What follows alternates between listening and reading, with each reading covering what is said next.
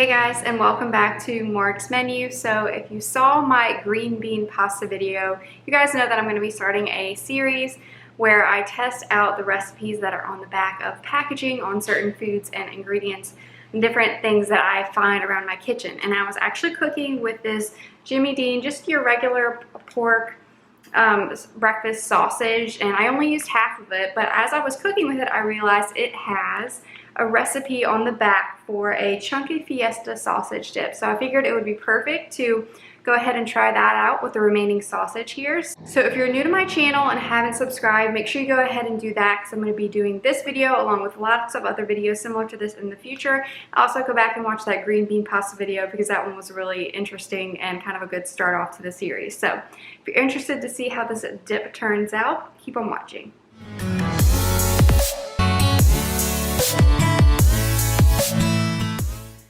Alright, so the name of this, the Chunky Fiesta Sausage Dip, I'm pretty sure I've had something similar to this, like, you know, like a cookout or potluck or something before, maybe in a crock pot or something, but I wanted to try exactly how the package instructions say and see how it turns out. So I'll briefly go over the ingredients that we're going to need for this, show you what I'm going to be doing to prep, and then we'll throw it together. So as I mentioned, the base and the kind of ingredient list packaging that we're getting from this is just regular Jimmy Dean pork breakfast sausage.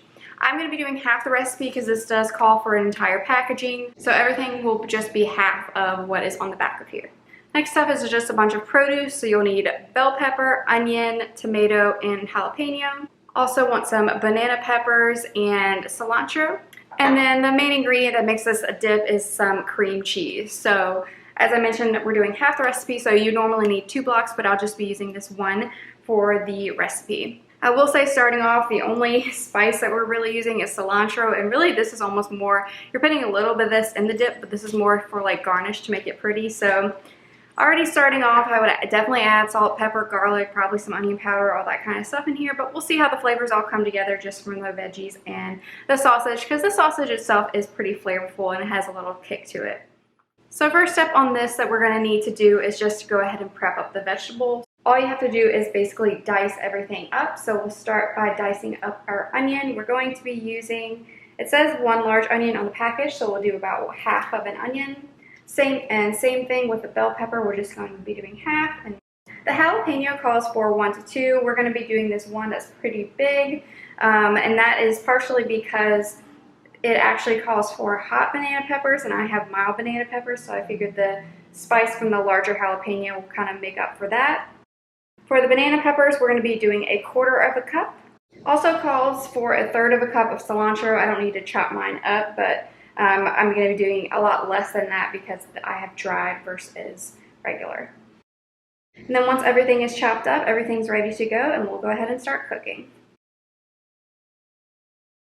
So the first thing you want to do once everything is prepped is just go ahead and get the main things cooked.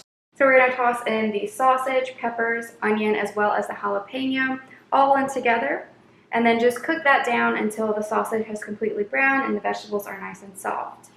As you can see, I'm using this cast iron here. Like I said, I'm doing half the recipe, so I used a smaller one. You don't necessarily need the cast iron though, because we're not going to be baking this or anything.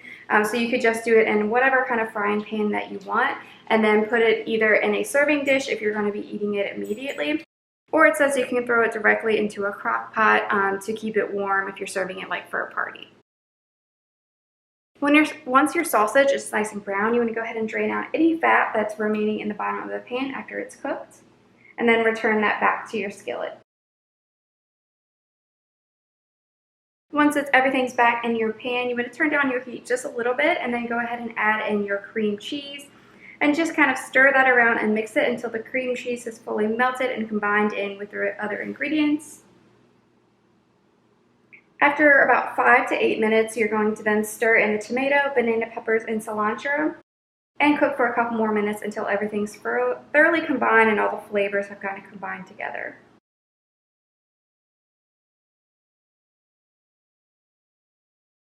Once it's nice and creamy, you basically go ahead and pull it off the stove. You can top it with some fresh tomato, cilantro, really anything that you want to add to it, and then it's ready to go. So now we'll go ahead and do a taste test and see how it is.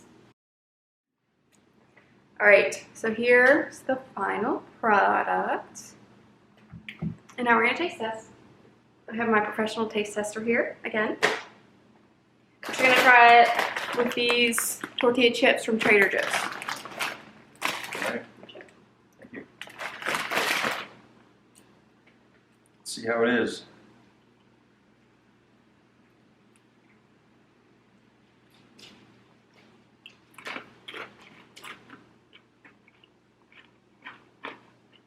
That's top notch.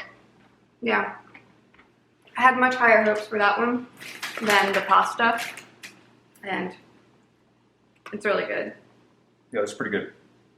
Again, I'd probably still add more seasonings like I mentioned, like some garlic, salt and pepper. I really think salt and pepper would really enhance this a lot, but it is pretty good, especially for just a base. I would just change it around a little bit, but really good. 2 thumbs Definitely up. worth a try. Significantly better than the green bean pasta. Yes. Yes, indeed. All right, so that's going to conclude round 2 of us testing out recipes that are on packages. This one went much better than the last one, so hopefully we'll have some successes as well as some failures in with this series. But as I said last time, make sure you guys leave me comments down below if you see any recipes that you want me to try for some packages of foods in your kitchen. If you're new to my channel, make sure you follow me on Instagram. It is Morgs_Menu. I post there throughout the week with any channel updates and just some other content throughout the week there. So make sure you follow me there as well as subscribe so you don't miss out on any of the videos that I post on Wednesdays and Sundays. Thanks again for watching Morgs Menu and hope you have a great day. Bye guys.